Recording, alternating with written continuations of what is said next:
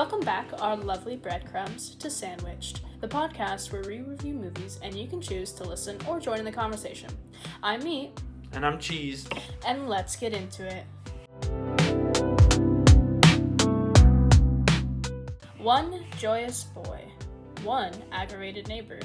Two lives that will change evermore when a robber comes to town to stir the pot even more. This movie is Dennis the Menace.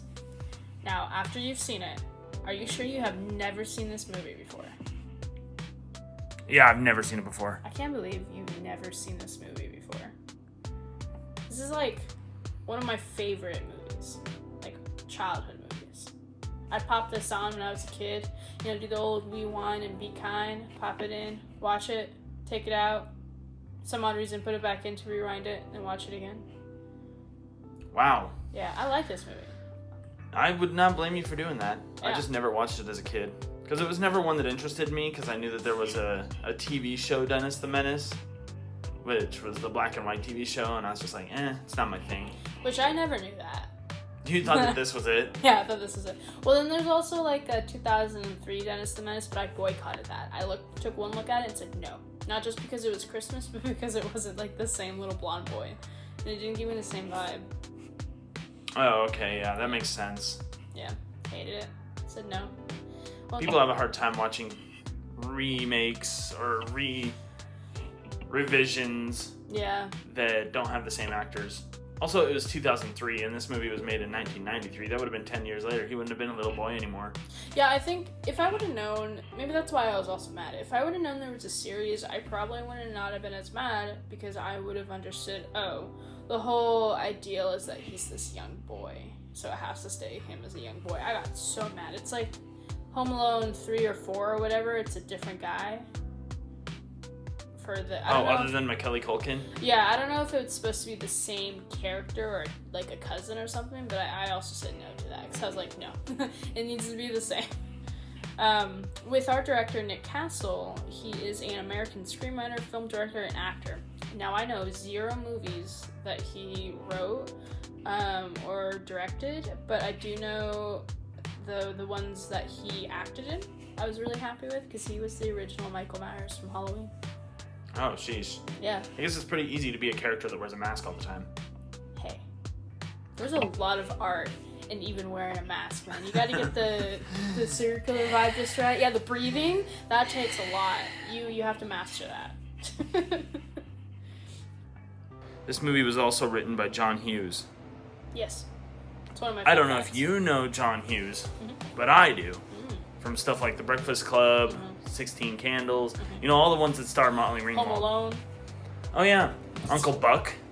Don't know that one. Oh, sheesh. We should watch that one. Okay. I recognized, I wrote down 3, because I ended up looking up Walter Matthau later, because Walter Matthau plays Mr. Wilson, which I loved. He's funny. Yeah. But I'll just start with the first one. Leah Thompson. Yep. She was also in Back to the Future. Mm-hmm. And she plays Marty McFly's mom in Back to the Future. Stunning woman. Oh, yeah. I turned this on and I was like, man, they were right to do her dirty in the beginning of Back to the Future. Why were they right to do her dirty? Well, because the thing in Back to the Future is like their life where the dad, George, is kind of a loser, and then at the end he's the hero, and so he wrote a book and has all this other stuff that's going on in his life. And so she is just like chain smoker type mom. Oh yeah. In the beginning of Back to the Future, and then like kind of turned into a hottie and baddie at the end. Right. Okay. But in this, I was just like, wow. Yeah. Like if I was, wow. if I was the age that I am now, in the 90s when she appeared on screen, I'd be like, okay. Yeah. Stunning woman. Yeah, 100%. very gorgeous. Oh, yeah. Love her. I also recognized Christopher Lloyd, mostly from his voice. Because I'm used to seeing him with white hair or bald. Oh, yeah. I mean, to me, it's his, signature face mold. But also just his face shape. And I think his pointy chin, like, I can't forget his face. I know that man's face. He did have goofy teeth in. Yeah, he did have the funniest teeth. But no, like, I can never not recognize Christopher Lloyd. Oh, yeah. He's funny. I love that guy. Arguably with Christopher Lloyd, I didn't realize how many movies of my favorites in my childhood he was in, because he was in Addams Family, I don't even think that would probably be the only movie I wouldn't recognize him in, just because he wasn't his, like, normal physique. Yeah. Tall and skinny. Mm-hmm. And then, of course, Who Framed Roger Rabbit. Mm-hmm. Obviously, I do. Judge Doom. Mm-hmm. And then The Page Masters, another one of my classic favorites. Never seen it. Ooh. That's gonna have to be like a couple weeks down. We're doing that one. And then Anastasia again. You know, a lot of characters recently in the last few episodes. They've been in Anastasia too. He's the villain. Oh, okay. But he's most notably known for, I think, Uncle Fester and Dr. Emmett Brown. Mm-hmm. Oh yeah, 100%. 100%. Mostly because he was in all three of those movies, all three of the Back to the Future movies, so... Yeah, I can't miss him. I had Natasha Lyonne, which I know from two series. Orange is the New Black is where I think she's most famously known for. Who did she play in this movie? In this movie, she was Peggy, the babysitter with the frizzy red hair. Wasn't her name Polly? Maybe it was Polly, my bad. Thought it was Peggy. Polly. It was with a P. She was a P-named woman. Oh no, it was Polly because Peggy was the neighbor. Which, fun fact about Peggy, the neighbor, don't know which neighbor, but it was one of the neighbors. I didn't clarify which neighbor. She was the original Margaret in the series. Oh. Yeah. Oh, she was the one who stopped by with the soccer ball or whatever? Yes. Maybe. She, knocked on their door and talked to the Mitchells? Yeah. Are you just gaslighting me, or what? I think I'm gaslighting the both of us, so yes. I think that's the right one. I just said neighbor. And then Natasha's also in a series called Russian Doll, which is a newer series, and I just love that one. And the last one I wrote down was Joan Plowright. I don't know if I pronounced her name right, but... I have no idea. That's how I would say it. What have you seen her in? 101 Dalmatians, Spiderwick Chronicles. Oh, okay. I recognized her from a completely different house, from a different movie. What movie? Bringing Down the House. See, I saw that, and I swear I've seen that movie. Steve Martin and Queen Latifah. Yeah, but I don't remember her in that one. She's like an old grandma that of course. Steve Martin is a lawyer for. Oh, okay. And is trying to settle her inheritance or whatever. Oh, yeah. It's been a while since I've seen that movie. All I can remember is her going puppies, puppies, puppies. Oh yeah, so she got high with the club in the club, and then yeah. Or maybe you're. No, I'm thinking about 101. Yeah, she's talking about 101 Dalmatians. And Bringing Down the House, she got high in the club, and she had a dog in that movie too. Oh, gotcha. Which is why I kind of made that correlation. I was talking about when she's like puppies, puppies. I don't remember the 101 Dalmatians movie at all. Really? Oh my goodness. Oh my goodness. The live action one, right? Yeah, the live action. Okay. Was she the maid? Because I know that they have a maid in the original movie. That's about all that I know about the original movie. Is that there's 101 dogs and that there's a maid. Yeah, I think in the end there's 102 dogs. Well, they made it a 102 Dalmatians as a live action film. Well, there's also an animated 102. There's a live action 101. Yeah, I know. Oh, you said 102 live action. That's a sequel. Yeah, I know. That's what I said. You're saying two things. I said that there was 101 Dalmatians, and then they made a sequel called 102 Dalmatians. Oh, you said they made a live action of 102. Yeah, that's what the live action sequel is called. No, it's called 101, I swear. It's called 102 Dalmatians, I swear. No, there's an animated one called 102, and then they made a live action. No, I'm pretty sure that the live action one is 102 Dalmatians. No. That looks pretty live action to me. No. Oh, no. Man, nostalgia wrong. No. This is wrong. I'm gonna prove myself right later. I can't believe you didn't recognize Devin Rattray. I don't know who that is. The guy who played Mickey? Oh, no, I don't know. He was the older cousin or the older brother in Home Alone. Oh, really? Yeah. Well, he was older in this. Yeah. Well, Oh, he was the one with the tarantula. He was the brother. Yeah, yeah. I can't believe, because those movies came out really close together. They were within, like, the same timeline. Oh, yeah. I can't believe you didn't recognize him. He looks exactly how he did in Home Alone, just a little, older. Just a little bit. And that was all the actors you had? Yeah, I only wrote down 3 because, again, I knew Walter Matthau, but mostly by name. Crazy. I won this time. Heck yeah, no, I'm kidding. Going more over with some fun facts. Yeah, you already talked about how there was the original TV show, which I didn't know, so that's really cool. I think it's really funny that you knew that and then didn't see this movie, but you felt like you didn't need to. Did you watch this show at all? No, I watched Leave It to Beaver. Oh, fair Which enough. is pretty much the same thing, I think. Just different little boys doing different things. I guess that's true. I bet it was the fad during this time period, and the original show ran from 1959 to 1963, so only 4 years. But I bet that was the whole point of that era, was just little boys doing silly little things. Speaking about all little boys, did you know that over 20,000 little boys auditioned for the role of Dennis Mitchell, and 10 were selected to test the role with Walter Matthau? But ultimately, can you guess what landed the role for Mason Gamble? He said Mr. Wilson. No. Dang it. He pulled a live worm out of his pocket, and they said, "That's him! That's our boy!" That's what it said. Can you imagine Mom being like, "Quick, put this in your pocket."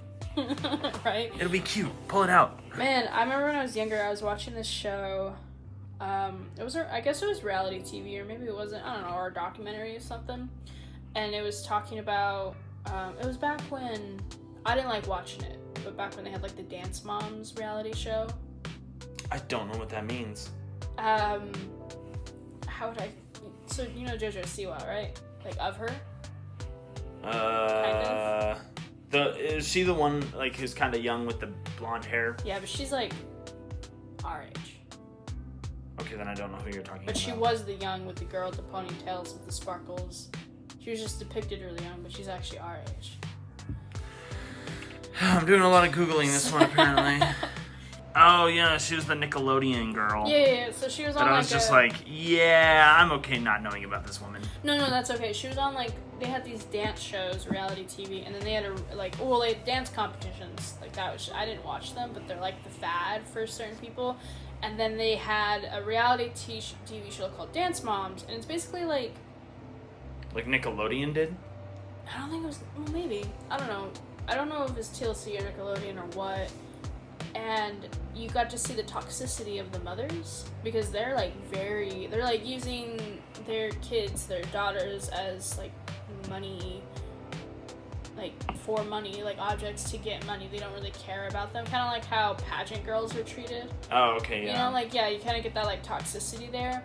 Where's that going with this? Oh, I wonder if I was watching a show when people are auditioning, their parents are just so, or later when actors who were childhood stars will talk about how their parents treated them during auditions, where they would just push them to do these certain things. I wonder if you're right. This was a long tangent just to go to say. But I mean, he was right. also a little kid, so he probably was just like, "Hey, I found this worm outside." Yeah, honestly, and maybe the mom was probably upset, or maybe the mom's like, "No." She's like, "What? You blew it!" And then they're like, "It's him. He's the one. He's the one. Oh, here, take the worm again. He's our Dennis." And then going back to the whole connection between Home Alone, the actors, and this movie and Christopher Lloyd, did you know that Christopher Lloyd was previously offered the role of burglar Harry Lime in Home Alone, which John Hughes also produced and wrote, but Lloyd declined to play that role, which then went to our well-known Joey Pesci. Lloyd regretted this decision to decline the film after its massive success, and told Hughes he was willing to reappear in another subsequent film for him. So then, Hughes, coming back to this present time, then wrote the role of Switchblade Sam, which is the character that Lloyd ends up playing, and he does write it specifically for Lloyd in hopes that he will audition for it and take it, and then Lloyd immediately accepted. Yeah. Isn't that nice? Christopher Lloyd is pretty good at being a crazy dude. Yes. He's perfect for it. Just imagine how Home Alone would have been different if Lloyd was playing it. It probably wouldn't have the same essence as the Harry that they actually used. True, because I like that character a lot, that actor. And I think he meshed well with Joe Pesci, so. Joe Pesci was Harry. Oh, really? Mm-hmm. Oh. I thought Harry was the hairy one. Mm-mm. Are you sure? What was his name? I don't know. I just know that Harry was Joe Pesci. Well, Joe Pesci did great. You did amazing. What? My facts. These are what my facts are telling me. This is like the one issue that I have with cinema, is that sometimes Harry isn't the hairy one. Yeah. Oh, Marv was the guy that I was thinking of. Yeah. Huh. Mm-hmm. I can't imagine Joe Pesci not being in that movie. Right? Oh gosh, I think maybe it was a good thing. Hey kid, as he walks in as a cop. Hey kid. Yeah, like you can't have. And your parents home? Their dynamic is perfect because you don't want to have two tall, skinny people. You know, you want to have like. It would be really funny though to have Marv, who's kind of tallish, and then Christopher Lloyd just towering over him. Yeah, okay, that would be kind of funny. But I think it was perfect because I think in each time, even in like Looney Tunes or other cartoons or any other time where there's two burglars or two bad guys, there's always like that dynamic where one's usually tall and skinny and one's short and stout, and that's perfect. I think it's like the gangster dudes in Looney Tunes. Yeah, exactly. It's like cookies and milk. It just goes together. A short and a tall guy. Yeah. It's just like, this is what you need. Oh, gosh. Did you happen to have any other fun facts? Fun, interesting things? Nope. Not for this movie. That's okay. I just really like the reason why I said what I said about him saying Mr. Wilson is because I like the way he says it. Yes. Hey, Mr. Wilson! That's so cute. Perfect. I wonder if that was one of the testing lines, for the 20,000 kids. Oh, yeah, I bet it was, because I'm sure that there were kids who just like, you know how some people's voices get deeper earlier? I bet there were some who were like, Mr. Wilson. It's also 5-year-old like Mr. Wilson. Yeah. They're like, no, not this one. That's funny. Well, let's get into our favorite parts. I love that Dennis was Mr. Wilson's neighbor. Yeah. Do you want to know why I love that? Why? Because the intro scene was him tricycling from so far away, and I was just like, wait a sec, they're neighbors? Because he just brings the tricycle back. Yeah, because he was going to get grasshoppers. Oh, I saw the jar of grasshoppers, but that didn't even compute in my head. I don't know if that's actually what he was doing, but probably maybe he just freshly got some grasshoppers. That's true. I also love that Mrs. Wilson wasn't in the first opening scene. Like Dennis just walked into his house without her even being there. Yeah, it like lets you set the dynamic of like, okay, it's these two. These two are like at each other. Not actually. Obviously it's a one-sided at each other. And the other side's very like loving ? Maybe intriguing 5-year-old love. So yeah, not like meeting her until like I don't know. Few more scenes later. It was really cool. Yeah,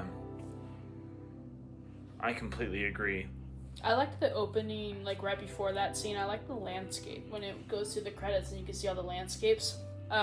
Even if it wasn't part of the movie, like if it wasn't where the scenes would take place, it's really cool. I miss that about films where they just like pan over the land where they are, and then it kind of like it narrowed down to where they were gonna set the opening scene. So it did like the region, and then it did kind of like the town, and then areas of the town that are outside, and then it did multiple houses, and then it did them 2 houses, and then it went down to that. I loved it, narrowed down. I miss that in film nowadays. That's kind of what have you ever seen the movie The Burbs? There's in the opening scene, it goes from like the globe to California to the little town they live in to the cul-de-sac that they live on. That's cool. That's what I like. I like that. I need more of that. It's a pretty funny movie. I definitely recommend it. Will do. Starring Tom Hanks and Carrie Fisher. Oh, great cast. Great cast. Oh, yeah. Also, like, Dennis's tricycle. Like, everything that's on it, the cans to make this noise machine, the cards that are in his wheels that make it... Oh, and the string. Yeah, even the... What was it? Not string. Straw. Cut up straws, too. He had it. Oh, yeah. Yeah. Just how... He wants to make a present. He wants to know... That he's on his way over? Yeah. As he wakes up, he's like, huh, he's coming. Which I didn't even hear it at first. Maybe it's because I'm, half deaf. But I was like, how can he hear that? Or I don't even know if we were supposed to hear it at first and it was just supposed to be Mr. Wilson's intuition. At the beginning of the movie? Yeah, like I didn't hear when he was like freaking out. I knew it was because Dennis was coming because of my predisposed knowledge, but I never actually could hear it. I think he had a window open or something, and had recognized the noise before. Yeah. I didn't hear it, though. That old man could hear it. I guess so. Yeah. What's another favorite part for you? I also love Joey's confused face after Margaret was talking to them. Yeah. Joey's the little he was just friend, like, right? He did a side-eye thing where he was like, what's she talking about? Yeah, Joey is so cute. He was one of my favorite characters when I was younger. I was like, oh, he's just... Because he always goes to Dennis and he's like, do forts have carpet? And Dennis is like, no. Forts don't have carpet! And I love that. That was so adorable. Oh, yeah, I remember why he was confused, because Margaret explained how babies are made. Oh, yeah, and then he was just like, about it. He was like, what? Dennis is like, no, I know how. They put him in the belly button. Like such an innocent 5-year-old conversation. I love it. It's so cute. Before we got to that scene, I thought, okay, it isn't something you should promote, but I thought it was really hilarious when he slingshot an aspirin into Mr. Wilson's throat. I felt the pain though, because I've definitely taken a pill without water on accident, or like it went down the throat and the water went too fast. So I can only imagine like how Mr. painful. Wilson's rage. Yeah. Because, man, he tried really hard. I think it was cute because he was like, oh, I'll just pretend I'm sleeping so Dennis leaves me alone. And Dennis is like, oh, I better take care of him. He's so sick. Just shoots him in the throat with an aspirin. So terrible. And if you know that this kid's trying to put aspirin in your mouth, why are you snoring with your mouth open? I know, that's what I was thinking. I was like, why didn't he just go... Yeah, like why... Breathe through his nose or something. Oh, what if he would have put it in his nose? Just ingest it nostrily. Yeah, and then like wait till he breathes like in and then he just like snorts it up. Jeez. Yeah. Going forward to when they have the babysitters, which we have Polly, right? Polly. And then yeah. I will have to admit, like at least they did the stereotypical babysitter thing where you're babysitting a child and then you invite, like, the girl babysitter invites a boy over. At least they took care of Dennis while they were both there and didn't immediately, like, neglect him. Mickey gave him a bath time and read him a book and even had, like, a funny conversation. I love the conversation. About the trains? Yeah, about the trains. He's like... How does a train grow? And then Dennis is like, his infinite 5-year-old knowledge, they just do, or whatever he said. Like, they gotta grow up, you gotta eat your vegetables. And Mickey's over here like, okay.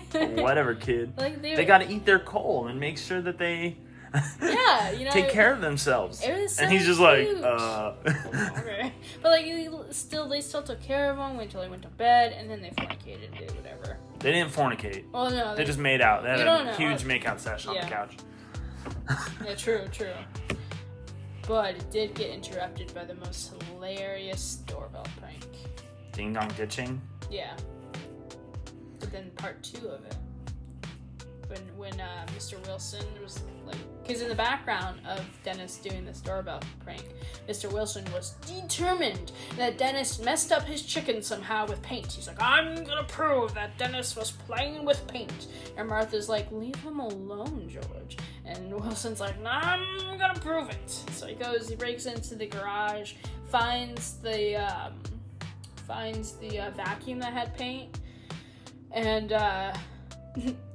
some reason didn't know how to use the vacuum because he shot himself with a golf ball and pained himself, and then he was gonna go all over to the doorbell. Well, with Dennis's doorbell prank, the babysitter and her boyfriend, I'll just assume, were getting tired of being interrupted, so they did their own prank where they put a tack on the doorbell. One of them had flour in the cutest flour jar. I think it was powdered sugar. I thought it was flour.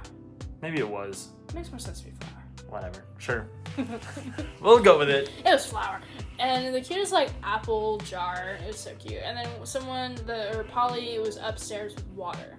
And they were gonna just throw it at whoever rang the doorbell. Dennis, not knowing that's happening, was gonna take the tack off. But then here we have George kind of, trying to make his way to the doorbell, bent over in pain. And he hurts himself and then gets attacked with water and flour. And it's the funniest thing. The funniest thing.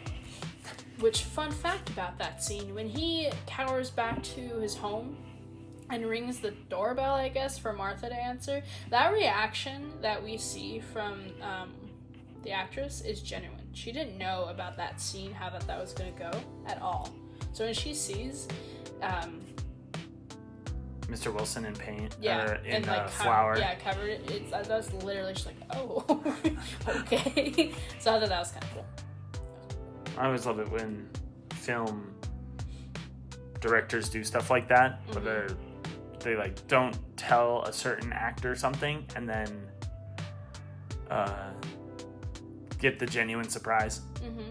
I wrote down that I loved it when they were playing hide and seek, that they were Mississippi counting. Yeah. I thought that was cute. Mrs. Wilson was talking to Mr. Wilson at some point in time and called someone husky rather than calling them fat. Yeah. And then I also love, because I'm sure that yours are future stuff, I just wanted to touch this as well, that when Joey, Margaret, and Dennis were kind of going over the plans for their treehouse, Dennis like made a list of man things to Margaret, and I thought it was funny that one of the things was shaving. Yeah. It's like things that they see their dad do. Yeah. Which is funny because he also listed war, and Mr. Mitchell doesn't look like he's been out of the house or been to war at all. I think it's because of Mr. Wilson, because he has this Navy suit. Oh yeah, that's true. That's true. He's like, he's a can vet. you put your Navy suit on and we play war? Yeah. That's fair. Yeah. I also think for the script writing, that was also just a lot of older gentlemen from that time would have just come back from a war. Yeah. So, I'm glad that Mr. Mitchell didn't look like he had been in war. He looked like he was a happy guy. Yeah, he did. Although I was really confused in the beginning because I couldn't tell if he was like mean dad or not. Gotcha. Because like there's shows that exist where it's like dad is mad at kid because kid does stuff, and kid does stuff sometimes on accident without knowing like the realizing. severity. Yeah. Like with Dennis, where he's like, I want to give Mr. Wilson an aspirin, but I don't want my fingers to get bit off, so I'm going to slingshot it into his mouth. Right, like that's and then he logical. starts choking and is like mad at him. And so I'm like, and then when Dennis got home, Mr. Mitchell was like, dude, we can't do that. This is not how we do it in our house. Stuff like that. And I was like, oh, is he mean, Dad? And then later, when he was talking to Mr. Wilson about Dennis, before he was leaving for work. Oh, yeah. He was talking to him and he's like, he's just a kid and all this stuff. I was like, okay, he's not mean, Dad. No. The one time that I was like, oh, is when they were saying goodbye because they were going on their work trip, and he was like shaking Dennis like, you be a good boy. I was like, oh, don't shake him too much. But it was kind of, I think that was an endearing thing, because he I don't know, his facial expression kind of played into how he felt about Dennis. Yeah. And he knew that Mr. Wilson was constantly mad at Dennis for whatever he was doing. Yeah, and he probably didn't want Mr. Wilson to berate him again. Yeah. Yeah, totally get it. When they were looking for a babysitter before they landed on the Wilsons, I was so happy to see all the different type of cool phones, because I've always wanted one of those phones. Like, there's the hamburger phone, there was like the pretty light up phone, I don't remember any of the other phones by heart, but it was all like all the teens. Oh yeah, the teenagers had a variation of phones across them. Yeah, like the 90s cool hit phones. Well, then why don't you just get one? You could get one and then get a landline number. I am an adult with money. I could definitely do that. Yeah. That was my limitation before when I was 6. I was like, I don't have money and I'm not an adult. Yeah, exactly. I always wanted a hamburger phone. I'm trying to remember the one that always like intrigued. Oh, the banana one, where it's like yellow and you just pick up the banana.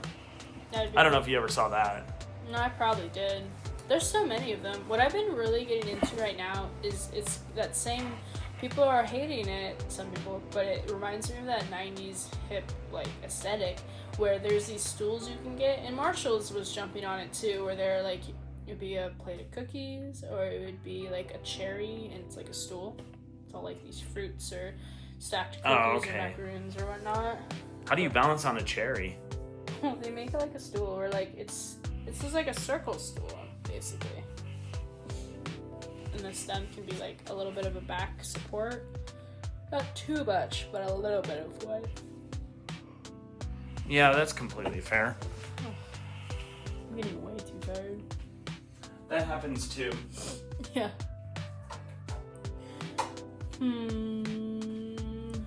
Also the bathroom scene. So the first scene when... With Mickey or not? No, in the Wilsons.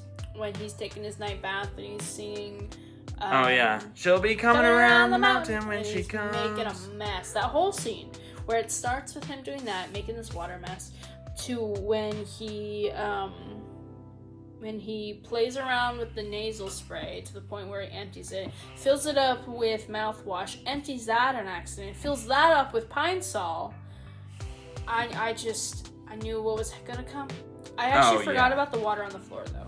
I don't know why I would have thought it got cleaned up, but I guess I forgot he said to Martha that he didn't need help. So when Mr. Wilson finally did go in his bathroom and did the most horrendous splits that I have ever seen. He tore his pants. That's how bad it was.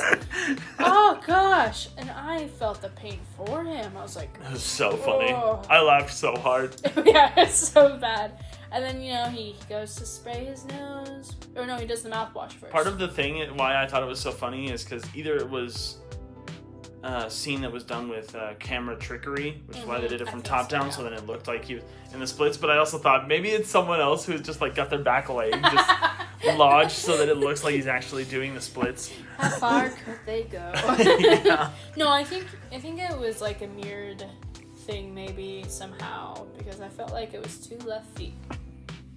Maybe. I have no idea. I didn't pay that much attention to it. I don't know how it would be a mirror effect. That made no sense. It was some sort of effect. Maybe it was a fake leg. Who knows? I don't know. No one knows.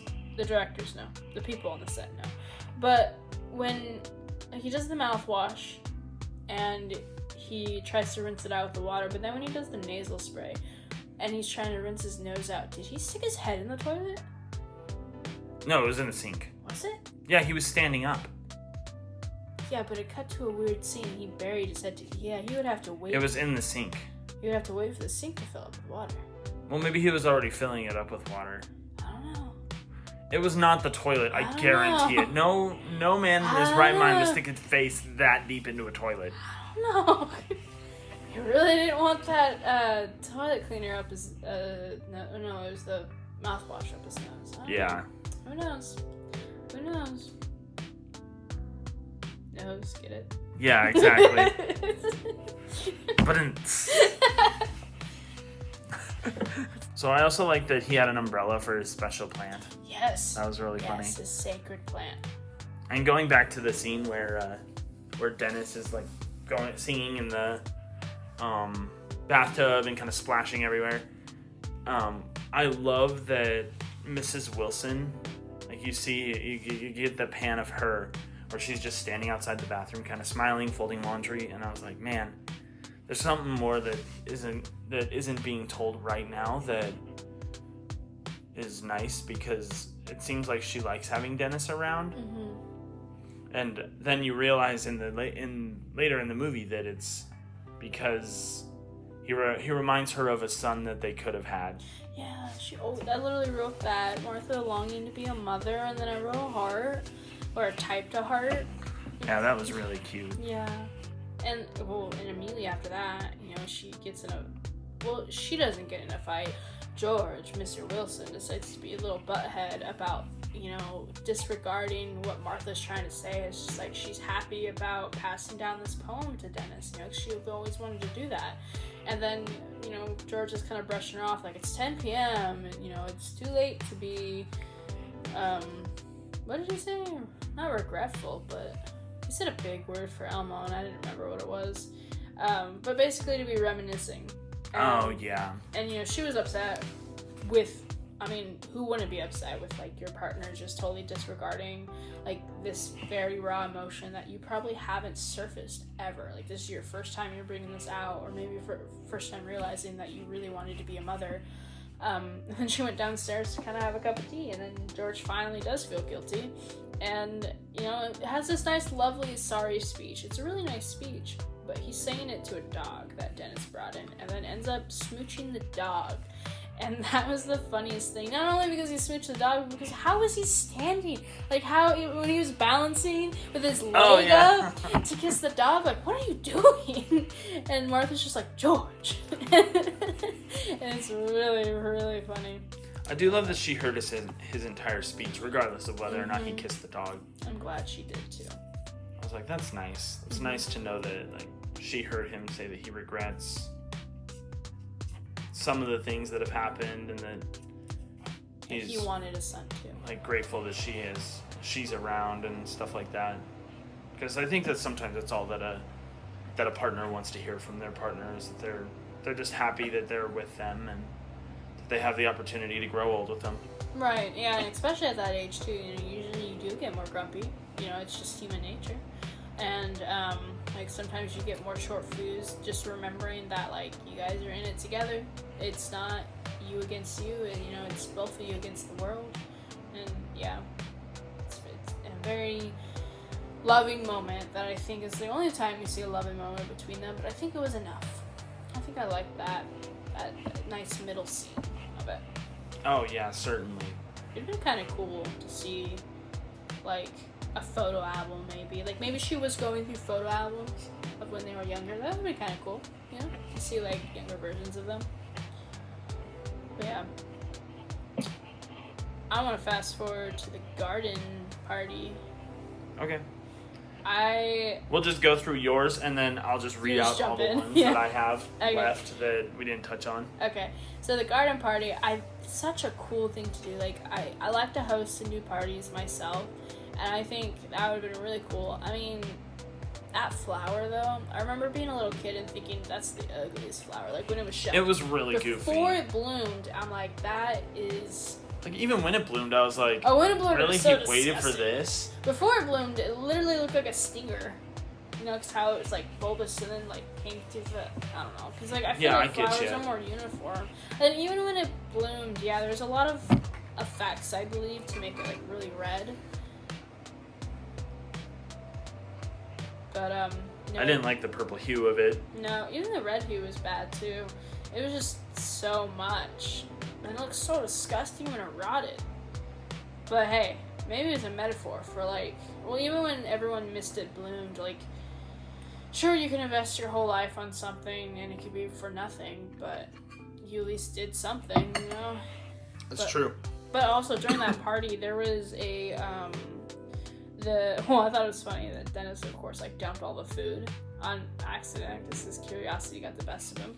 But my favorite thing about the assorted food was the watermelon fruit bowl. Did you see it? It was a long watermelon. I didn't notice what it was. What they had, like, designed it into. It was just like... It kind of looked like a boat to me. Yeah, I think it was... Yeah, I guess it would have been more of a bowl. I mean, if it wasn't a long watermelon, it would have been a bowl. But yeah, it was like a fruit boat. That was really cool. It reminded me of all the cool things that I want to do when I'm, like, putting together party hors d'oeuvres, and I usually never get time to do something really cool because I have a predisposed set dishes that I make, signature dishes that everyone usually likes, that I don't have time for really cool fun things. So I have a bunch of fun things I want to do, or I don't have the carving tools. But it also reminded me of, like, that's what community parties. Not just the garden party for these retired folks, but when they would do parties in the streets with a bunch of their neighbors, which I never lived in a town that did that, but that would have been really cool to do. And during that time, there were probably a lot of them, where people would bring a bunch of dishes that had cool carvings or cool mixtures together. Different times, you know? Yeah, exactly. Missed out on them. That's all I want to say about the garden. My next favorite part was just, in general, Dennis and the robber. Just every moment of them together, just could not stop laughing. I mean, we have the rope tie. Well, first we have him babbling, and the robber is trying to make him be quiet, and he can't understand what that means because he always wants to keep saying, like, what's your gap? Where do you put the cork once you get it? I don't have a cork. And he's just being so adorable. And of course, he doesn't know. Yeah, he's only 5. He's only 5, guys. But just the whole idea of, there's no other way for the robber to tell him what to do except literally just yelling, shut up at him. Oh, yeah, exactly. It's like, can't you just be quiet? He's like, no. And then, of course, the rope tying. He's like, that's not going to work. I get out of them all the time. I'm 5. And then then the robber lets Dennis tie him up. It was a total Home Alone moment right there. Yeah, it was. He was perfect for the role, see? But he just lets him tie him up. I don't know why. Maybe he thought he could, manipulate him to untie him, which he would have. Because he also put the handcuffs on him. And he's like, oh yeah, if you want to see it where you really don't get off, which if Dennis knows for a fact that this will make it where he would definitely not get out, that would insinuate Dennis is held handcuffs before. Who has handcuffs just lying around? Mr. Wilson. Would he? I think so. Okay. Of all the people to tie Dennis up, who do you think would tie him up? I don't know. I'm not saying Mr. Wilson tied him up. I'm saying their friends probably always tied each other up with ropes. But who had access to handcuffs where Dennis would just be touching them? I mean, was it his parents? Well, I mean, it seemed like the police officer knew him, because at the end. Oh, maybe they did. The African American police officer. Mm-hmm. The one cop that was in town until the end of the movie. Yeah. And I was like, man, as I was watching this movie, I was like, man, this robber is lucky that this isn't 2020, that's not taking place in 2025. Because the cop would have done more than just been like, hey, you passing through? When he was at the children's park, just looking at these kids. Yeah, it would have been he looks cause. He looks like someone who's I'm a hobo. Yeah. Well, and he was smoking too, and you're not supposed to be doing that. Well, I mean, it was a different era. I guess that's right. No, I'm saying if it was now. Oh, yeah. The cop would be like, bro, you're coming down to the station with me immediately. Yeah, suspicious cause. Especially since his response was, yeah, just passing through, just looking. You can't do that. And then, dude, very clearly looked at something in his trench coat as he was walking away from the cop. And I was like, man, if this was 2025, that dude would not be... gone. He would be tackled and in handcuffs immediately. Yeah. He would not survive in this town. Times. Yeah. Well, even if it was he said he keeps a pretty clean town. I don't, this is sad to admit, but I don't think there's any town that could be that clean now. There's probably enough mischief where you can't just, let your kids run around. Especially not as young as 5, I think. Yeah, 5-year-olds going off into the woods to play together in a treehouse that's busted up. No. Yeah, not very many people would let their kids do that nowadays. No, I mean, even if you did live in a safe town, you can't save a child from themselves sometimes because, jeez, the woods. But yeah, that makes sense. He probably, Dennis is well known in the town, so I bet you he probably spent a day with the cop or something, or maybe there was because the cop was like, I see you've met Dennis Mitchell. Yeah. As he's putting him in the cop car. Yeah, and maybe he's even gotten in trouble before where they tried to scare him and have him take him down the station. Maybe Scared Straight, but for kids. Yeah. I don't know. Yeah, you're probably right though. Or maybe even like a preschool tour or something. Oh, probably. Come see what a cop does. Yeah, 100%. Yeah, and then, he has handcuffs, he trips and loses it in the beans, but the funniest part about that is he makes the robbery. Why can't you just fish through the beans? He's like, nope, the robber, you gotta eat all the beans, and then somehow makes him swallow the key. Well, the thing is that it was a giant can of beans. Yeah, it was he cooked huge. All of it. Yeah, and he made him eat all of it, and when he had his first bite, he's like, I'm not hungry. But then he put the whole pot on. Of course you were hungry. Maybe not for a whole can of beans. Yeah, I know. But, that was confusing to me, too. I was like, wait a sec. You're not feeding hungry. the kid. Obviously, I don't think you would be wanting to feed the kid, unless maybe to keep him quiet. I don't know. But no, he ended up eating the key, which I thought was funny. Like, how could you not feel the key? Maybe he was just swallowing real fast. But I don't know. I feel like I would feel that key in my mouth. Oh, same. I also love that when he was like, "You're my hostage," and then Dennis goes, "Does that mean I get a gun?" Yeah. And he's like, "No, that means you stand in front of me when the police have guns." Yeah. What's a hostage you? Nothing. Oh. Oh, and then every time the robber went in the water, he always hit that wood platform. Every time. Oh yeah. Every time. I thought that was just grand. And then slapstick comedy. And then he always got hit in the head, like when Dennis was trying to be helpful and get firewood. He's like, out below. And he looks up and gets hit in the head. He gets a blanket caught on fire and him burning. I almost forgot. He gets that coal in his pants. That was like one of the first things that happened. And the marble hitting his head too. He's like, my dad stirs around it. Oh. Just, man, the robber, he was probably already a little slow in the head, but man, he's got a lot of brain damage now.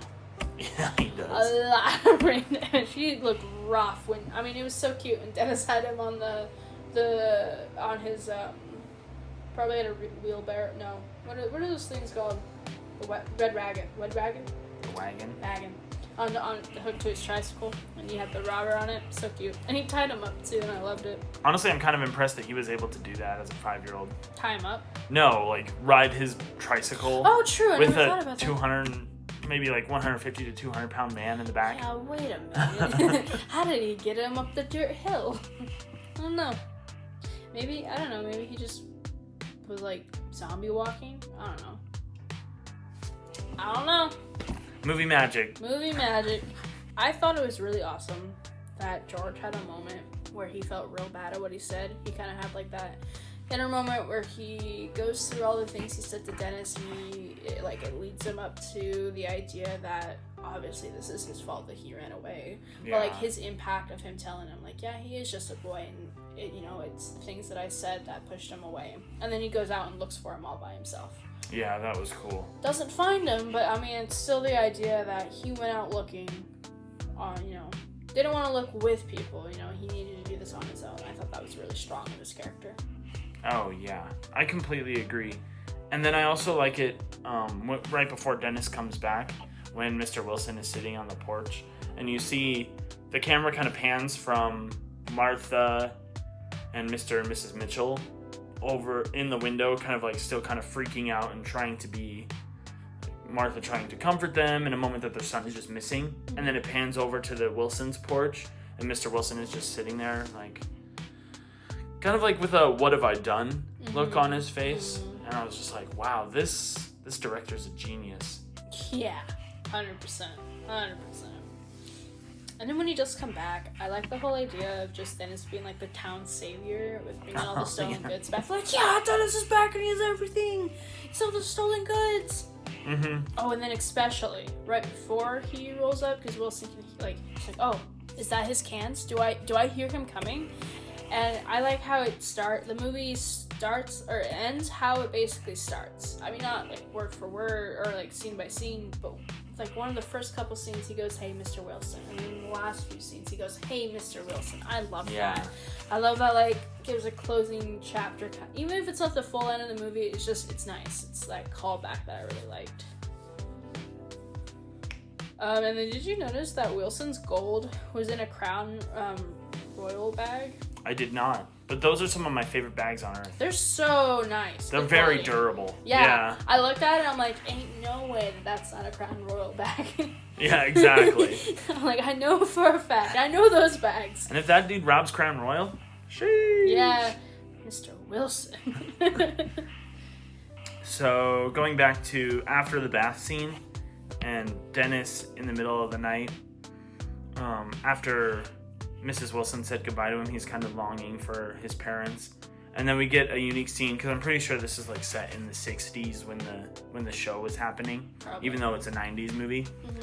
You get a special scene that you wouldn't really see that often nowadays, because you think about how there's TV everywhere and we have our phones and all this random junk that just kind of distracts us from seeing things differently. You get this special scene where Dennis is longing for his parents, and then you see Mr. Wilson in his hotel room looking at the photo of them that he pulled from his wallet of his family, and then you see the shot of Mrs. Wilson, not Mr. Wilson, Mr. Mitchell. He pulls a photo out of his wallet, and it's a photo of his family. And that was the moment when I was like, okay, he's a good dad. Because like a lot of the time when fathers are portrayed, I don't know why, but like the deadbeat dad always tells a good story for some weird reason. And so it's like, it'll show like, I'm a happy married man, but I'm also sleeping around with a random person I met on a trip, and all this other stuff. But he was genuine in looking at this photo, and I was like, it's a nice change of pace to see a dad who truly loves his family in a world of like deadbeat dad cinema. And Deadbeat dad cinema, I like that. And then the mom is laying in bed, kind of waiting to fall asleep, but can't really because she's in an uncomfortable place. And she looks at her wedding ring, and I was just like, oh, you can tell how much this family truly cares because they take the time to think about each other constantly. Yeah, and they're all looking at the moon too. I love that. I love that idea where like they're all connected through the moon, even though they don't know it. Yeah. It's kind of like, what is that song? Bruno Mars did a song called "Talking to the Moon." I thought that's what you were gonna say. And it's kind of a song where he's like, even though we're in two separate places on the other side of the planet, potentially we can still have something that keeps us together. Right. And I was like, this is a really cute family that I think oftentimes doesn't get as recognized nowadays, because it's easy to tell a good story where cute little kid and then his parents are messed up, but this was a family where they mattered to each other. 100%. And so I loved that. I also love seeing, because it's the 90s, I love seeing payphones, because I miss, like, I'm a dork who kind of grew up in the early 2000s and then into the 2010s. And so I love like technology before smartphones. And I love the idea of like just picking up a phone in an airport and being like, okay, I got to put in change so I can call my family on the other side of the country. Yeah. And all that stuff. I thought that was funny. And so I wrote payphone, but then I wrote in the airport to like specify when it was. You're right. Because Mrs. Mitchell was calling to make sure that Dennis was okay, as well as being like, hey, my flight got canceled because of this torrential downpour that we're going through. And then, and I thought that was coming awesome. home like later that night though, which I thought was kind of. Was it later that night? Yeah. No, it wasn't. Yes, it was, because it was that dinner party. It was after the dinner party, because she said that. Oh, it must have been like really, really early in the morning then. Like maybe 2 a.m. It probably was really early. Like had to get a later putting flight. Up the lanterns, and then, and where she was, it was night, so I don't know. Yeah. Yeah, but time zones and whatnot. But yeah, because she was supposed to come home, maybe midday, I guess, before the dinner party, and then she ended up coming home later that night. And I loved like fast forwarding to the end of the movie. I love how relieved she is. just like you can just tell that the family is a good family that loves each other. 100%. I also love that when they painted the house, the tree house. Oh, That was funny. Them like talking and making sure that it's okay. And then I wrote down about him, Dennis, attacking the robber and tying him up. I honestly thought it was going to turn into like a Home Alone situation where he just like defends Mr. Wilson's house. You know, I was thinking that too. I was trying to remember because like I said, I forgot about the robber situation. So I thought he ended up doing just that as well. I love that the various camera work. The camera work is just great in this. It's so funny because there's scenes where something will be happening and it's just like the character acknowledges that the camera's there, but at the same time you're like, this is silly. Like the robber when Dennis was like, I got more firewood, and then he like drops the wood from the train tracks, which is really heavy, down, and it hits the robber in the face.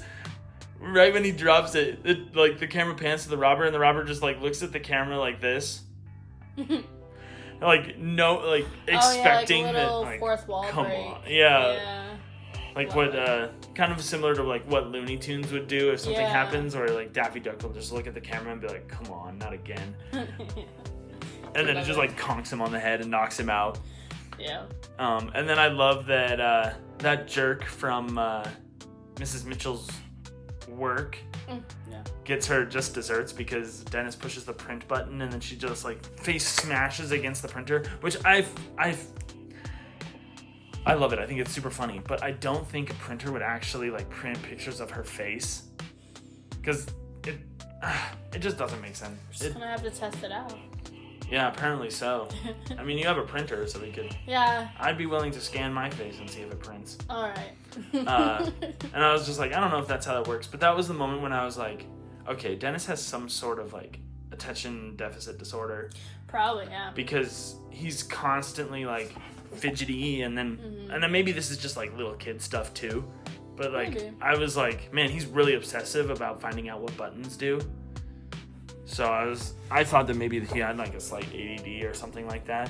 I didn't think about that, but that would make sense. Because I feel like kids are super curious, but they kind of figure out how to entertain themselves. Like when he was sitting during the garden party before he clipped the garage door, I bet any kid would have just, I don't know, maybe gotten off the chair and played in the dirt or something, or found something else. But he saw that button. He's like, and his fingers are like cramped. He's like, I want to touch it. Yeah, exactly. But Mr. Wilson told me no.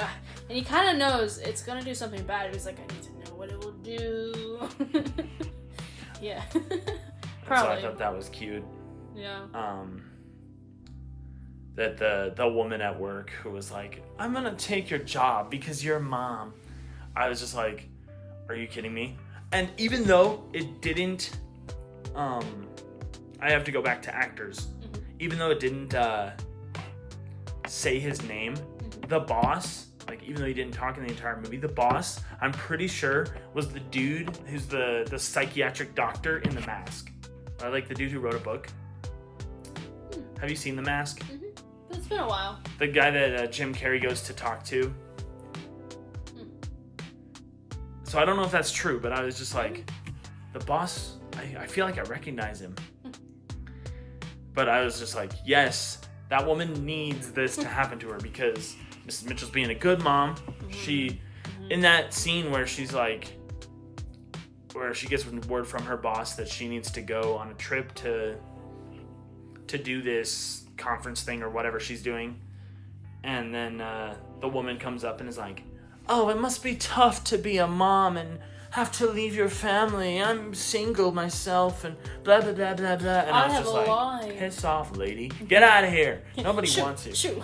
And then Mrs. Mitchell decides to take the job. And then at the end, she's super happy because she's like, okay, I don't have to go anywhere anymore. And I'm like, yes. Or even if they do too, the Wilsons are like, we'll watch him anytime, and Mitchells are like, "You sure we are talking about Dennis here?" Even the dad's Oh, like, yeah. no. And Mr. Wilson's like, "You just gotta play by their game, play by their rules." And then he flings the marshmallow onto his forehead. He was so cool and casual about it. It's like, I know it now. I can handle it. But here's the thing. You're leaving Dennis alone for 2 minutes too long. You know he's roasting marshmallows. Someone's got to have an eye on him. Yeah, exactly. Like, you know, if you're playing by the game rules. But I really, it was, I cannot ever, I don't think I can oversell how much I enjoyed the Mitchell family dynamic.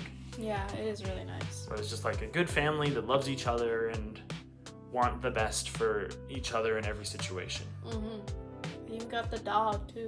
Oh, yeah, exactly. Yeah. Which I never saw it fed once. That made out with Mr. Wilson. Yeah. Jeez. All right. Who's your favorite character? I wrote down 4. Oh, jeez. But I think Mrs. Mitchell takes it. Yeah? For, like, favorite amongst the 4. It's because she's the hottie. Yeah, she's a baddie. Yeah. Leah Thompson? Wow. Wow. Wow, sir. It's going to be a sad day when she passes away. Don't even say it. I know. She's got a long way to go, though. Yeah, she does. Unless there's something tragic happens. No, don't say that. Don't jinx it. Sorry. But I was like, a good-looking woman Mm-hmm. could probably land any man Mm-hmm. that she sees fit, you know, Mm-hmm. that kind of thing. And she's devoted to her husband Mm-hmm. and loves her son. Mm-hmm. And I was like, As a freshly working woman, it sounded like she just started working again. yeah, after taking care of Dennis for so long. Mm-hmm. Which is funny because it's like, I love the fact that in every situation it seems like Dennis is the menace.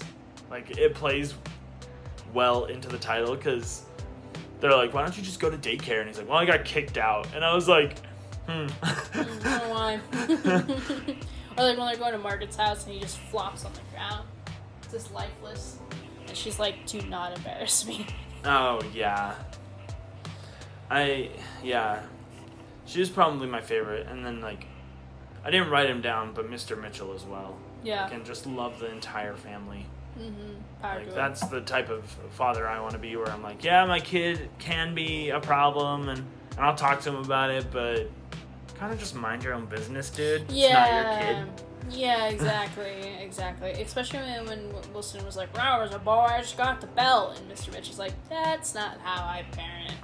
Yeah. It kind of gave me the idea of gentle parenting before, because like that's the thing that's been going on for the last 5 years is people are trying to promote gentle parenting, and for this movie, I mean, that kind of seemed pretty gentle parenting. So I guess I never realized. I don't think I've ever seen any other scenario of gentle parenting in movies that long ago. You know, most people had like a certain way that you need to parent your kids. Put them in the corner, you know, spank them. Time out, whatever. Yeah, slap their wrists, yada, yada, yada. And like that seemed very, like I said, gentle parenting. They're like, oh, this is bad, you know, I'm going to take your slingshot away. But then she gives it right back because, like, you know, if you know how to responsibly use it now, you know, why punish you? You know, like, punishment's not really sometimes the answer in gentle parenting. It's just have a conversation so they understand how to use it correctly. You know? So that was a cool dynamic. I liked George and Dennis as, like, together. Like, they're one whole unit. I know I sometimes do this, and it sometimes makes no sense, but, like, Dennis isn't my favorite alone, and George, Mr. Wilson, isn't my favorite alone, but together they're my favorite. Like, just, like, it gives me a whole, like, Tom and Jerry kind of moment. I know, I had to write them both down, too, because I was like, I wrote down, oh no, I didn't write down Mr. Wilson. I wrote down Mrs. Wilson. My bad. Oh, yeah, otherwise. But I do love the dynamic as well. Like you said, Tom and Jerry, Bugs Bunny, Daffy Duck. Oh, yeah, that's a good one, too. The fun dynamic where it's like goofy character that gets into antics, and then the character who's there to set him straight. Yeah, I love it. 100%. But yeah, otherwise Martha, too, is my other favorite. She's such a wholesome woman. I completely agree. I loved even the interactions she had with Dennis. So loving. Yeah. Especially the conversation about her mom, where Dennis is like, whose bed is this? Or how old is this mattress? And she's like, well, it used to be my mother's. Well, where is she sleeping? Like, where does she sleep now? And she's like, oh, she's been gone for a long time. Oh, like on vacation? Or like whatever he says. Like, no, up in heaven. Like, it was such a wholesome conversation. Like, she knows how to talk to the youth. And I think it's very, very wholesome. Yeah, and that actress... Oh. So peak.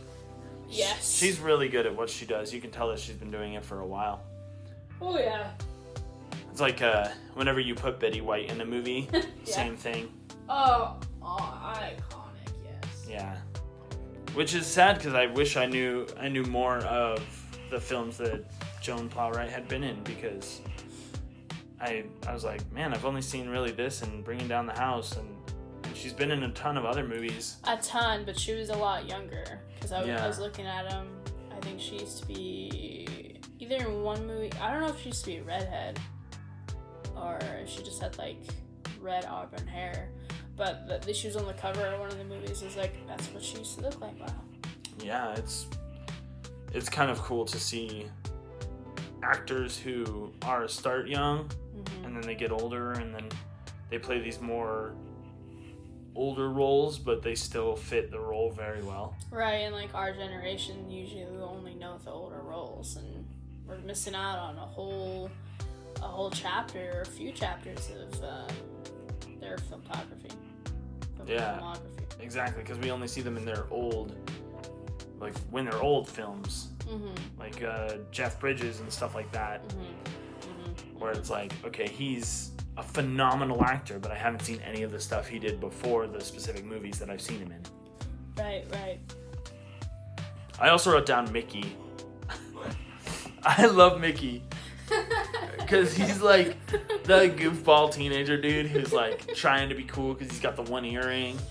But then he's still like I just really loved the conversation that he had with Dennis when Dennis was in the bathtub. Yeah, it was such a cute one. I was like, yeah, this sounds about right. Yeah. And then he like asks Mickey to spell something or something like that, and he just is like, he just can't. And it's just so funny to me. He's like, so I also wrote down Mickey. That was a good one. That's definitely a good one. Well, what about things you hated? I wrote down 2 things. Me too. One of them was Dennis putting a chemical into his nasal spray. Yeah. Because I was like... Dangerous. Or like into the mouthwash or whatever. I think I meant the nasal spray because he put the mouthwash into the nasal spray, but I didn't recognize it as mouthwash when I... No, because it was called like dental plaque or something like that, or... It was like pine something. Oh, Pine Sol. That was... Wilson called that toilet cleaner, but I've always known that as floor cleaner. I've never used that for a toilet. But the Pine Sols went in the mouthwash, and mouthwash went in the nasal spray. But I like... It was one of those situations where I was like, he probably should have gotten Mrs. Wilson for this.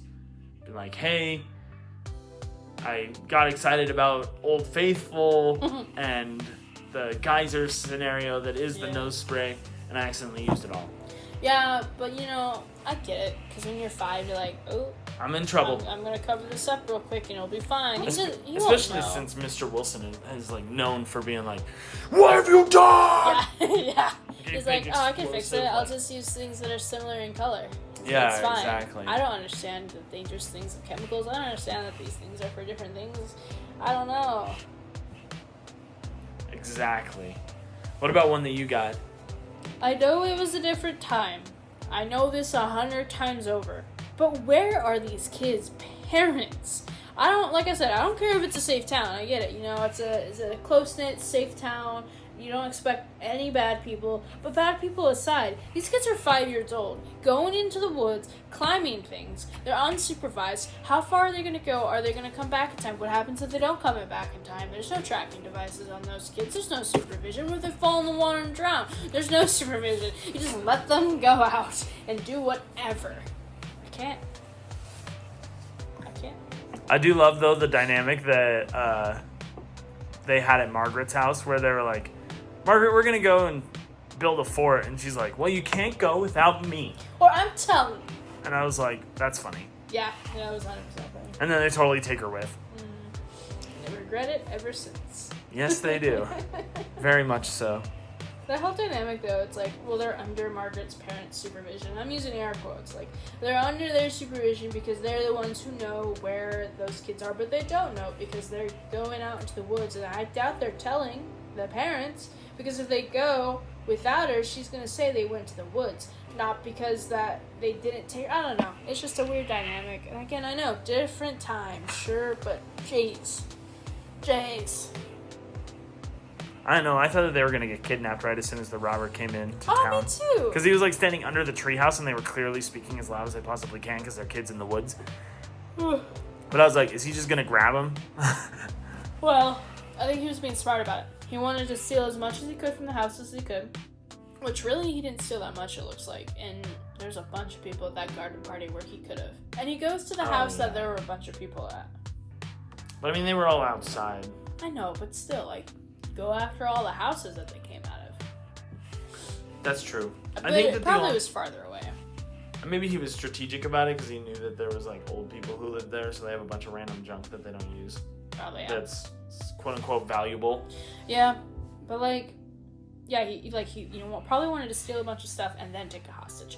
Think about if you take a hostage early on, you're gonna have to care for that hostage in whatever way, and then you're like.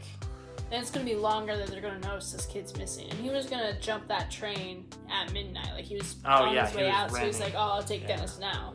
And maybe he wasn't even planning on having a hostage. Because, again, Dennis ran into... him in the middle of nowhere. Yeah. Which that probably was scary. Because I didn't see him in the pathway at first. Because I think I was in a dark room. Or maybe the light was... I don't know. I didn't see his silhouette at first. Because the thing was so dark. But yeah, that was probably why he waited. One of the hardest things for me to see is when kids are crying. And Dennis crying when he was riding his tricycle away from Mr. Wilson's. I was like, oh, the poor boy. Oh no, it was so sad. So sad. Which is why Mr. Wilson's mean words was my second hated choices made. Yeah, grumpy old man. Because he was just like, he basically said, I'm paraphrasing here because I can't really remember all the words that he said. He basically said, I hate you, don't ever come into my life again. Basically. And I was like, whoa. First off, you're saying that to a 5-year-old. And second off, dude, seriously? It's just a dumb plant. Yeah. Like, sure, you waited 40 years for nothing. Yeah. Basically, because you turned around to find out what was happening and then you missed it blooming. But who cares about the stupid plant? I bet if he even saw it bloomed, he would have been like... He's like, well, that was disappointing. Yeah. And also, Dennis was letting you know you got robbed. It seemed like he didn't even care about that. Yeah, exactly. He announced, you've been robbed! And then he's just like, wait, what? No! And I was like, really? You turn back to look at Dennis for 1 second, and then you turn back, and then you get pissed off because your plant wilted away? Yeah. Oh, that's so... And then you walk up to Dennis, grab him by the arms, and go, yo! And I'm like, dude, that never works on kids. Because they get hurt. Yeah. So easily. They're just emotions. That's all they are. Well, they're cute. And flesh and bone. Yeah, especially this Dennis. They got a really good kid to play Dennis. Oh, I love honestly, him. He's so the cute. Most adorable. And he's kind of an attractive older man as well. I don't think I've seen... I think I might have... Well, I didn't recognize him from anything. But... What's his name? Mason Gamble. Oh, that's right. That's his name. Yeah, he doesn't look that bad now. How old is he now? 39. Okay, so he's still... He could still have a fresh new career. I don't know if he's still acting. Probably not. Probably not, yeah. Most child actors actually don't... Keep it going. Yeah, because it's traumatizing.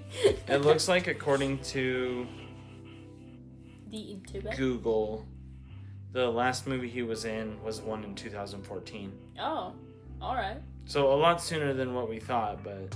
Yeah. A lot more recent than what I would think, but at the same time. Still, yeah. You know? Not close to now. Yeah, to each their own. Exactly. Would you change anything about the film? Oh, absolutely. Alright. What would you change? Let's go with that first. Well... Because I know that this is a a childhood movie for you. So I want to like get your criticism before I jump into it. I don't really think there was anything I would change. I think everything was necessary for the movie to keep going, especially for the time it was for that movie. I mean, I guess maybe the only thing is I kind of talked about it would be cool for Martha to go through a photo album, so maybe when she was getting tea, instead she was also flipping through a photo album. Like, that probably would have been a cool addition, but that's not super major, you know? But and maybe if I've watched the original series, I may have had more pointers or stuff to say, but I don't. That's completely fair. The one thing that I wrote down is how did the robber know where to look? Because he basically went right to the bookshelf with the gold in it. Well, he was stabbing other. Yeah, I see books. that. I understand that, but it's like Mr. Wilson's house is huge. True. And I'm like, he goes right to the one bookcase that has the. There's no way that this man, like in my brain, the way that it works with robbery. I'm not a robber, so I wouldn't know completely. But just to clarify that, I'm not a robber. Okay. But I was thinking about it, and I was like, wait a sec. He walks in the front door, goes right to the dude's study, and then like starts poking the bookshelf. Really? Well, I wish it would be like, it would like show him like maybe like looking through drawers or rummaging around a little bit more to find the gold, rather than being like poke, poke, poke. Ah, here it is. Wow. I would have gone straight to the study. But yeah, I would probably look through drawers of the study. But the study makes sense for there to be most valuable items, because That's true. if even if he doesn't know he's a war veteran, in this time, like, you're sharing a house with another person. You usually have a room that's all yours, all like your man cave, you know. So that was probably like his area.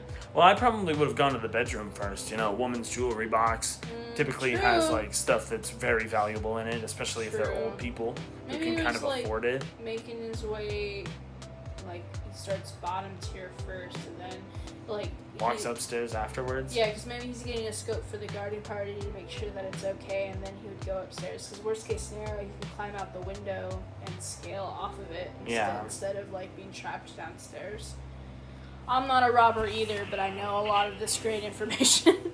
That's like the one thing that I would change, though, is like maybe give it a little bit more of a scope of him like searching the house, rather than him just going straight to the bookcase where the gold was. Yeah, because the movie's only an hour and 35 minutes long. Yeah, you could have afforded 5 to 10 minutes to do like my photo album thing, or like a couple more minutes of him scoping. Really, there's so much time. Like even 1 minute of him just going, like, looking under stuff and looking in jewelry boxes or whatever. Because we saw earlier in the film, he like looked at a window and dude had like a Rolex just sticking out of his jewelry box.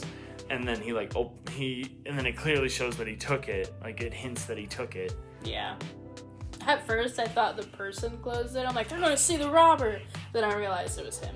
It was all him. Oh, yeah. And so I was like, whatever. Well, did you like the movie overall? Oh, absolutely. I would definitely watch this again. Oh, 100%. 100%. This one is just a very big classic for me, and nostalgic with a capital T. And that's right, nostalgic, capital T, not N, T. Truth. Truth. Bars.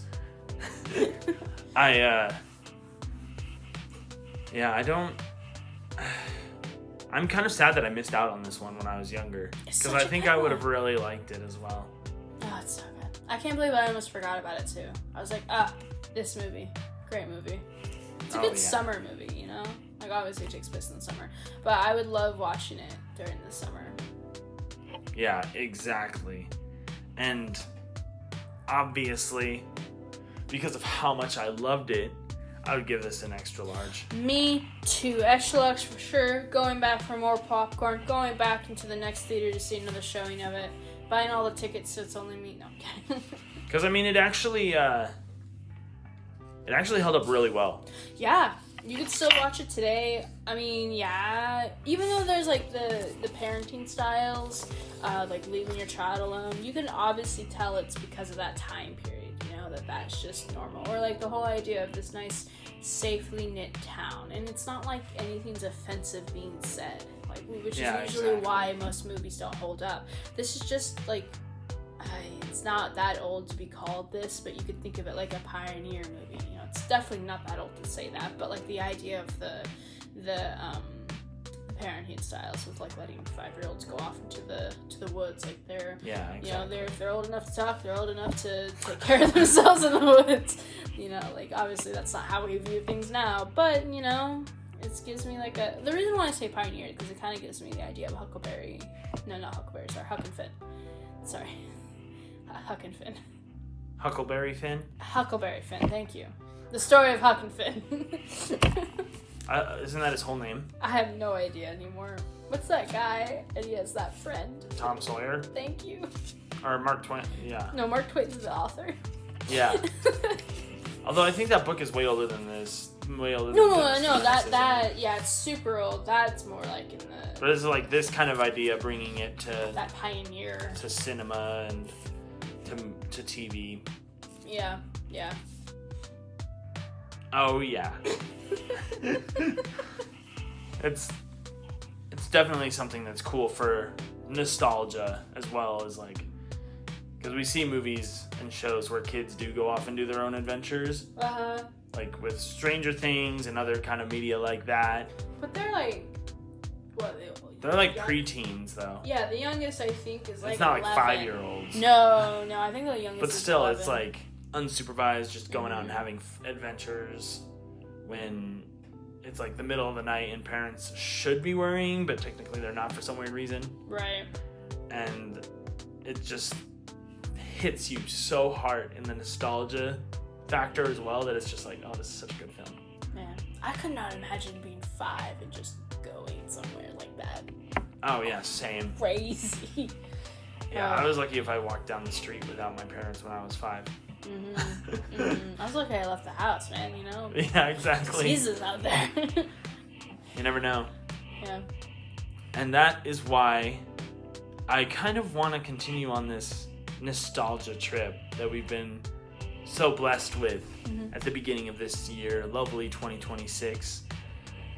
So the next movie we're going to be watching, which apparently had a title change since I've been a kid, is Arthur and the Invisibles. Okay. I don't know if you've ever seen that one. Yeah, I've seen that one. Do you remember it at all? Yeah. But that's the film that I plan on watching. I looked up Rotten Tomatoes score of it because I was kind of curious and read some of the comments, and some of the comments were like, it was nostalgic when I was a kid. I watched it now and it kind of sucks. So I wonder if that's the kind of vibe we're gonna have next week when we go through this again. Can't wait to test that theory then. Oh, absolutely. I'm excited. Me too. Thank you so much for joining us on this grand adventure through Dennis the Menace that we were so pleased to get to have. And we will see you in the next one. Love you guys. Bye.